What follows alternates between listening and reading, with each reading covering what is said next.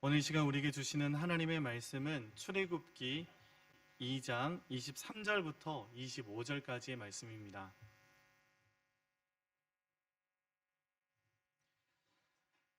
출애굽기 2장 23절부터 25절까지의 말씀인데요. 이 시간 같이 함께 짧은 말씀이니까 저와 여러분이 함께 봉독하면 좋겠습니다. 같이 함께 읽겠습니다.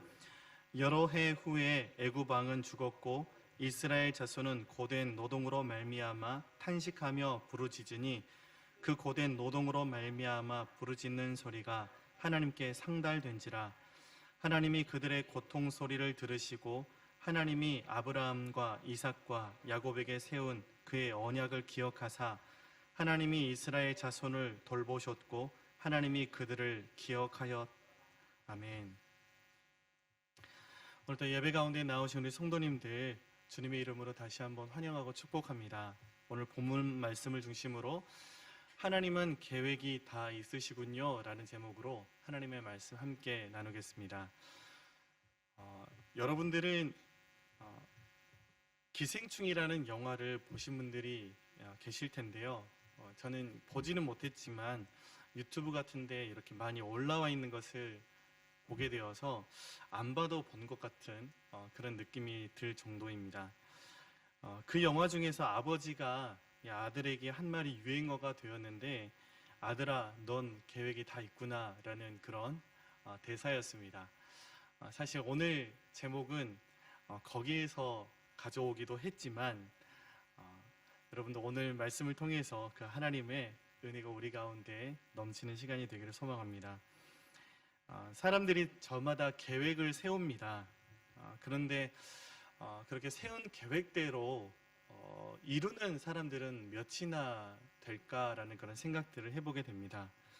우리의 바람과 다르게 또 우리의 계획과는 다르게 상황과 환경은 얼마든지 바뀌는 것이고 그에 따라서 계획도 틀어지게 되는 것들을 우리는 자주 경험하게 됩니다. 성경은 계속해서 하나님 또한 계획을 가지고 계시는 분이라고 말씀하고 있습니다. 저는 이 말씀을 대학교 1학년 때 듣고 저의 인생이 변한 것 같습니다. 하나님은 당신을 사랑하시고 당신을 위한 놀라운 계획을 가지고 계십니다 라는 그 한마디에 저의 인생을 걸기 시작했습니다. 하나님께서 나를 향하신 계획이 있으시다면 그 하나님께 내 삶을 드리는 것이 가장 멋진 삶이겠다라는 생각을 하고 그때부터 하나님께 헌신하며 지금까지 나아왔습니다. 그런데 하나님의 그 계획이 우리들의 계획과 다른 것은 그 하나님의 계획은 완전하다라는 것입니다. 하나님께서는 그 계획하신 대로 그리고 그 하나님의 방법대로 행하시고 그 계획을 반드시 성취하시는 분이라고 성경은 가르쳐주고 있습니다. 그 사실에 대해서 예레미야 33장 2절에서는 이렇게 말씀하고 있습니다. 우리 같이 함께 화면을 보시고 읽겠습니다. 시작. 이를 행하시는 여호와, 그것을 만들며 성취하시는 여호와, 그의 이름을 여호와라 하는 이가 이와 같이 이르시도다. 아멘. 하나님은 계획을 가지시고 하나님의 방법대로 그 일을 행하시고 결국에는 반드시 그 일을 계획하신 대로 성취하시는 하나님이시다라는 것입니다. 요즘 온 세계 사람들이 코로나로 고통에 부르짖고 있습니다. 하나님께서는 도대체 왜 이런 환란이 일어나도록 하셨을까요? 무엇을 무너뜨리기 위함입니까? 무엇을 새롭게 하기 위함입니까?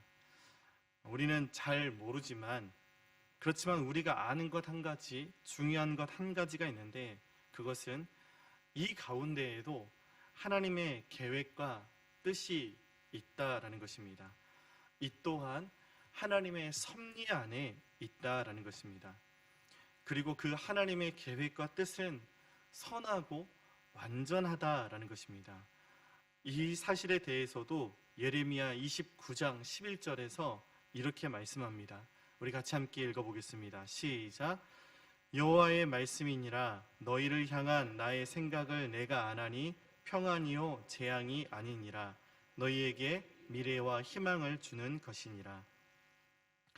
그러니까 그리스도인들은 전 세계적인 팬데믹 가운데에서도 하나님의 계획하심이 있음을 믿는 사람들인 것이고, 그것은 재앙이 아니라 미래와 희망을 주려는 것이라는 사실을 믿는 사람들인 것입니다. 그렇게 오늘 또 우리는 그 진리의 말씀을 붙들고 예배하며 주님 앞에 나아가고 있습니다.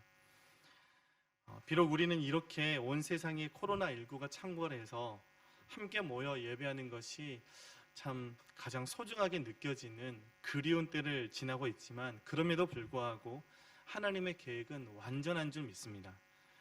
하나님은 이 순간에도 일하고 계시는 것이고, 하나님은 이 시간에도 믿음의 사람들을 일으키시고 찾고 계시고 그들과 함께 하시는 하나님이신 것을 우리는 믿습니다. 올해로 3.11 대지진 10주년을 맞게 되었습니다. 아마도 이번 주 중에 추모 행사가 일본 곳곳에서 열릴 것입니다. 그런데 돌이켜보면 2011년에도 지금과 같은 그런 분위기였던 것 같습니다. 예전에 제가 그때 경험했던 일들을 나눈 적이 있었는데 이 시간 한 번 더 나누기를 원하는데요. 3.11 그 대진이 일어났을 때 제가 청년들과 함께 여름에 지진 피해 지역인 이시노마키에 제가 올라가서 보란티아로 봉사를 했었습니다. 많은 사람들이 하나님께서 일본을 망하게 하려는 것이라고, 재앙이다라고 그렇게 말을 했었고, 왜 하필이면 일본으로 그렇게 가려고 하느냐라는 그런 말들도 참 많았었습니다. 그렇지만 저는 그 청년들과 함께 그렇게 지진 피해 지역에 들어가서 무너진 집을 보수하고 세우는 일로 섬겼었습니다. 그리고 그때 그곳에서 일하고 계시는 그 하나님을 만났고 경험할 수가 있었습니다. 어떤 한 분의 일본인 여자분의 집을 보수해 드렸었는데, 그리고 저희들은 조용히 2주간에 걸쳐서 보수를 해드리고 한국으로 돌아왔는데, 그해 가을에 그분으로부터 편지를 받게 된 것이었습니다. 우리가 그분에게 그 보수 작업을 하면서, 보란티아 작업을 하면서 사형리를 전하거나 하나님에 대해서 소개하거나 복음을 이렇게 전하지 못했었습니다. 집을 이렇게 수리하느라고 새이빠이였습니다. 그 일을 하는데 그 온몸에 이렇게 알이 박일 정도로 그렇게 열심히 봉사했었던 것 같습니다. 저희가 할 수 있었던 것들은 아침에 모여서 기도하고 시작하고, 쉬는 시간에 저희가 잠깐 준비했던 당신은 사람밖에 태어난 사람 일본어로 준비해서 그 아주머니에게, 여자분에게 이렇게 들려드리고 노래 불러드리고, 그리고 또 마치면 기도하고 돌아오는 그런 일정들이었습니다. 그 일정들 다 마치고 한국으로 돌아왔는데 그 여자분이 이렇게 편지를 보내신 거예요. 당신들이 이렇게 한국으로 돌아가고 나서 생각을 많이 해보았다라는 것입니다. 하필이면 일본 청년들도 아니라 왜 한국 청년들이 이렇게 험한 곳까지 와서 알지도 못하는 나를 이렇게 도와줬을까, 우리 집을 이렇게 다시 보수해줬을까 생각을 해보니까 너희들이 처음에 기도하고 시작하고 또 나에게 축복성을 불러주고 또 기도를 이렇게 마쳤던 것들을 보면서 저 청년들은 하나님을 믿는 청년들이구나 라는 생각을 하게 되었다는 것입니다. 그래서 그 하나님에 대해서 도대체 어떤 분이신지 알고 싶어졌다는 것입니다. 그래서 제 발로 교회를 찾아갔고 교회에서 성경 공부를 하기 시작했고, 그 다음 해에 2012년도 부활절에 세례를 받기로 했다는 그런 편지였습니다. 그때 제가 느꼈던 것들은 하나님은 이러한 재난 가운데에서도 반드시 계획을 가지고 계시고 그것을 행하시고 성취하시는 분이시다라는 것이었습니다. 그리고 그 하나님의 계획은 절대로 재앙이 아니라 미래와 소망을 주려는 것이었다라는 것이었습니다. 성경은 그러한 하나님의 계획을 믿었던 아브라함에 대해서도 이렇게 기록하고 있습니다. 히브리서 11장 8절부터 10절까지의 말씀입니다. 함께 읽겠습니다. 믿음으로 아브라함은 부르심을 받았을 때에 순종하여 장래의 유업으로 받을 땅에 나아갈새 갈 바를 알지 못하고 나아갔으며, 믿음으로 그가 이방의 땅에 있는 것 같이 약속의 땅에 거류하여 동일한 약속을 유업으로 함께 받은 이삭 및 야곱과 더불어 장막에 거하였으니, 이는 그가 하나님이 계획하시고 지으실 터가 있는 성을 바랐음이라. 아멘. 코로나19로 인해서 온 세상이 두려움 가운데 있는데, 오늘 말씀은 그 가운데 우리 그리스도인들이 어떤 눈으로 이 상황을 봐야 되고 어떠한 자세를 가지고 살아가야 할지에 대해서 가르쳐주고 있습니다. 오늘 말씀은 이스라엘 백성이 애굽에서 종살이를 하고 있었을 때를 배경으로 하고 있는데요. 여러분, 그러한 핍박과 박해가 언제부터 시작된 것이었습니까? 요셉이 하나님의 주권적인 은혜로 애굽에서 총리가 되었고, 아버지 야곱과 모든 가족들이 애굽으로 이주해서 잘 살게 되었는데, 요셉이 죽게 되고 요셉을 기억하던 바로도 죽고 새로운 바로가 다스리게 되면서 이스라엘 백성이 애굽 백성보다 더 많아지고 강해지는 것들을 그 바로가 두려워하게 되었고, 그때부터 박해와 핍박이 시작되었다는 것입니다. 그 가운데에서 하나님께서는 이스라엘 백성의 그 고통당함을 보시고 지도자 모세를 보내셔서 이스라엘을 구원해내셨고, 약속하신 가나안 땅으로 이스라엘 백성을 인도하셨다라는 것이 출애굽기부터 신명기까지의 내용입니다. 그런데 중요한 사실은 하나님은 이미 오래전에 이스라엘의 조상인 아브라함에게 그러한 계획과 그러한 하나님의 뜻을 말씀하셨고 약속하셨었다라는 것입니다. 그 내용이 창세기 15장 13절부터 14절까지 기록되어 있는데요. 우리 다시 한번 읽어보겠습니다. 시작. 여호와께서 아브라함에게 이르시되 너는 반드시 알라. 내 자손이 이방에서 객이 되어 그들을 섬기겠고 그들은 400년 동안 내 자손을 괴롭히리니 그들이 섬기는 나라를 내가 징벌할지며 그 후에 내 자손이 큰 재물을 이끌고 나오리라. 아멘. 무슨 말씀입니까? 하나님은 계획이 다 있으셨다라는 것입니다. 이스라엘 백성이 애굽에서 400년 동안 종살이를 하면 하나님이 애굽을 징벌하시고 이스라엘 백성을 이끌어내시겠다고 이미 400년 전에 계획을 하셨다라는 것입니다. 이것이 하나님의 이스라엘 백성을 향한 뜻이었고 하나님의 계획이었다라는 것이죠. 종살이를 하다가 망하게 되는 것이 하나님의 계획이 아니라 그들을 구원해 내시는 것이 하나님의 계획이었다라는 것입니다. 여러분, 그러면 이스라엘 백성은 그렇게 하나님께서 계획해 주셨는데 그 시간만 잘 버티면 되는 것이었습니까? 그러면 자동적으로 종살이를 한 지 400년이 지나면 하나님께서 마치 이삿짐 센터 직원들을 보내시는 것처럼 천사들을 보내셔가지고 그동안 고생하셨습니다. 이제 가나안 땅으로 이주할 때가 됐는데요. 이제 출발 시간은 10일 후로 할 테니까요. 짐을 다 이렇게 싸놓으십시오. 그렇게 하면서 이렇게 포장 박스도 이렇게 놓고 가고 그렇게 하셨겠습니까? 이렇게 친절하게 알려주시고 안내해 주시고, 그래서 하나님께서 이스라엘 백성을 애굽에서 이끌어 내셨던 것입니까? 오늘 말씀을 보니까 전혀 그렇게 하지 않으셨다라는 것을 우리가 보게 됩니다. 하나님께서 이스라엘 백성의 부르짖는 소리, 그 고통의 소리를 들으시고 아브라함과 이삭과 야곱과 세운 그 언약을 기억해 내셨다라고 말씀하고 있습니다. 우리 출애굽기 2장 24절 말씀을 우리 다시 한번 읽어보겠습니다. 시작. 하나님이 그들의 고통 소리를 들으시고 하나님이 아브라함과 이삭과 야곱에게 세운 그의 언약을 기억하사. 아멘. 약속한 지 400년이나 지나버려서 하나님이 정말로 이스라엘 백성을 잊고 계셨던 것입니까? 그래서 이스라엘 백성의 고통의 소리를 들으시고 아차 갑자기 기억이 돌아오신 것이었습니까? 우리의 머리카락의 개수도 세시는 분이신데 그 하나님에게 치매라도 온 것이었습니까?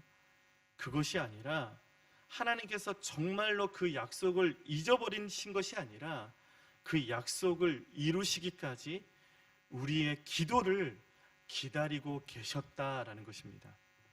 여러분, 이 사건이 우리에게 주는 메시지가 무엇입니까? 하나님은 하나님의 그 계획을 반드시 이루시는 분이신데 그 계획은 우리가 기도할 때 이루어진다라는 것입니다. 여러분, 하나님의 계획은 기계적으로 작동되는 것이 아닙니다. 하나님의 계획은 이 전자레인지에 우리 음식물 넣어놓고 타이머 5분 정도 돌려놓고 끝나면 칭 이런 소리가 나지 않습니까? 그래서 일본에서는 전자레인지를 칭이라고 부르더라고요. 네, 칭 소리가 나면 음식이 다 익었다라는 것 아닙니까? 여러분, 하나님의 계획이 그런 것입니까? 타이머 돌려놓고 때가 되면 자동적으로 이루어지는 그런 것입니까? 하나님의 계획은 그렇게 기계적인 것이 아니라 인격적인 우리가 하나님 앞에 기도할 때 응답되는 것이다 라는 것입니다. 하나님은 그렇게 우리의 기도를 사용하시는 하나님이십니다. 여러분, 이 사실을 얼마나 감사한지 모릅니다. 하나님께서 부족하고 연약한 우리의 기도를 사용하시고 우리를 그러한 하나님의 동역자로 부르셨다라는 것입니다. 여러분, 그래서 하나님의 계획을 믿는 사람들은 그냥 이렇게 퍼져서 침륜에 빠져서 포기한 채로 그냥 있는 것이 아니라 하나님의 계획을 믿는 사람들은 그렇기 때문에 하나님께 기도하는 사람들인 것입니다. 여러분, 우리가 믿고 예배하는 하나님은 어떠한 하나님이십니까? 그러한 하나님은 하늘 보좌에 앉으셔서 그냥 우리가 어떻게 살아가나 지켜보자 구경하시는 분이 아니신 것입니다.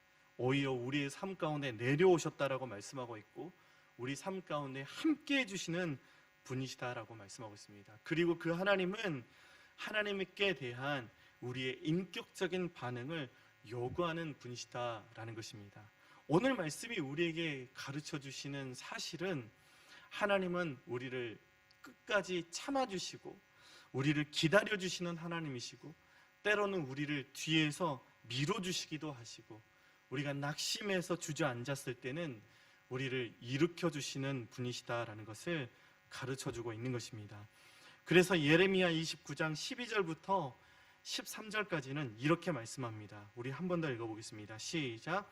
너희가 내게 부르짖으며 내게 와서 기도하면 내가 너희들의 기도를 들을 것이요 너희가 온 마음으로 나를 구하면 나를 찾을 것이요 나를 만나리라.